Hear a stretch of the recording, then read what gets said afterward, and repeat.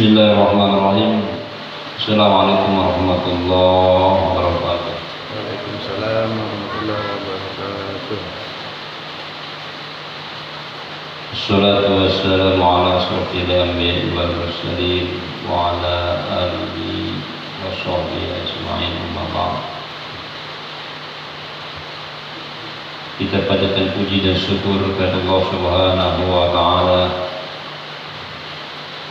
segala limpahan karunia dan nikmat untuk kita semua, terutama nikmat iman dan Islam, nikmat sehat dan kesempatan. Alhamdulillah, dengan izin Allah kita hadir di masjid ini untuk melaksanakan kewajiban kita. Semoga Allah senantiasa meridhai segala amal ibadah kita. Allah ampuni dosa-dosa kita, Allah beri keberkahan kepada lingkungan kita, pada keluarga kita. Salawat dan salam mudah-mudahan tetap berlimpah curahkan kepada junjungan Nabi beserta Muhammad sallallahu alaihi wasallam, pada keluarganya, kepada para sahabatnya, dan juga kepada seluruh pengikutnya hingga akhir zaman, yang senantiasa istiqomah melaksanakan segala sunnah-sunnahnya. Semoga cepatnya kita dapatkan di yaumil akhir kelak. Amin ya Allah ya rabbal alamin. Jamaah rahmatullah, seperti biasa pada subuh kita dengarkan hadis-hadis Rasulullah SAW untuk menambah wawasan pengetahuan kita.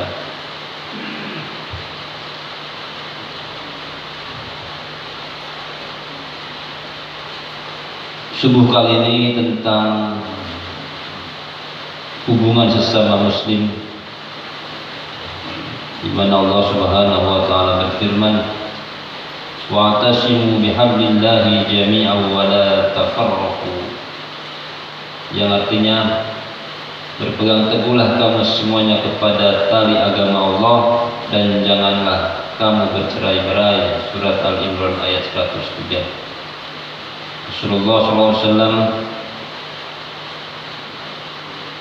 yang diriwayatkan dari Abu Darda, di mana Rasulullah SAW bersabda, maukah kalian aku beritahu mengenai sesuatu yang lebih utama derajatnya daripada puasa, sholat dan sedekah? Para sahabat menjawab, ya. Beliau bersabda, yaitu hubungan yang baik di antara kalian, karena rusaknya hubungan di antara kalian adalah perkara yang mengikis agama sampai habis. Hadis riwayat Tirmizi. Ini adalah hadis sahih, bab tentang keutamaan hubungan yang baik dengan sesama, nomor 2509. Selanjutnya dari Hamid Humaid bin Abdurrahman, dari ibunya, bahwasanya Nabi SAW bersabda, tidaklah dianggap berdusta orang yang menyampaikan kabar bohong antara dua pihak, yaitu untuk mendamaikan mereka. Hadis riwayat Abu Dawud, tentang bab memperbaiki hubungan, yaitu menyampaikan kepada masing-masing pihak, si fulan ke pihak yang lain sedang bermusuhan, mengirimkan salam untukmu, dia senang kepadamu dan juga memujimu, dan sebagainya, padahal pihak lain itu sendiri tidak mengucapkannya. Dari Ibnu Umar radhiyallahu anhu bahwasanya Nabi sallallahu alaihi wasallam bersabda, demi zat yang jiwaku ada di dalam kuasanya, dua orang yang saling menyayangi tidak akan terpisah antara keduanya, kecuali karena dosa yang dilakukan oleh salah seorang di antara mereka. Dari Abu Ayyub Al-Ansari radhiyallahu anhu bahwasanya Rasulullah sallallahu alaihi wasallam bersabda, tidak halal bagi seorang muslim untuk memutus hubungan dengan saudaranya lebih dari 3 malam, yakni keduanya bertemu, lalu yang satu berpaling dan yang lain juga berpaling. Yang terbaik di antara keduanya adalah yang lebih dulu mengucapkan salam. Hadis riwayat Muslim.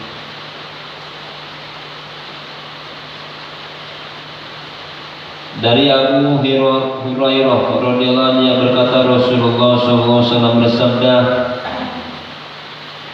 Tidak halal bagi seorang muslim untuk memutus hubungan dengan saudaranya lebih dari 3 malam. Barang siapa memutus hubungan dengan saudaranya lebih dari 3 malam, lalu ia mati, niscaya ia masuk neraka. Hadis riwayat Abu Daud. Tentang bab memutus hubungan dengan saudara. Dari Aisyah radhiyallahu anha bahwasanya Rasulullah SAW bersabda, tidak pantas seorang muslim memutus hubungan dengan muslim lainnya lebih dari 3 hari. Kemudian apabila orang pertama bertemu dengan orang kedua seraya mengucapkan salam kepadanya sebanyak 3 kali, namun semuanya tidak dijawab, maka orang kedua itu akan menanggung dosa orang pertama. Hadis riwayat Abu Daud. Dari Hisyam bin Amir, ia berkata, aku mendengar Rasulullah SAW bersabda, tidak halal bagi seorang muslim untuk memutus hubungan dengan muslim lainnya lebih dari 3 malam. Sesungguhnya kedua orang itu telah terpaling dari kebenaran selama pemutusan hubungan itu berlangsung. Orang yang lebih dahulu mengajak untuk kembali menjalin hubungan baik, maka hal itu akan menjadi penebus dosa baginya. Jika orang pertama mengucapkan salam kepada orang kedua, namun ia tidak menyambut salamnya, maka malaikatlah yang akan menjawab salamnya, sedangkan setan akan menyambut orang kedua. Jika kedua orang itu mati dalam masa pemutusan hubungan tersebut, maka kedua-duanya tidak masuk surga dan tidak dapat berkumpul di dalam surga. Hadis riwayat Ibnu Hibban.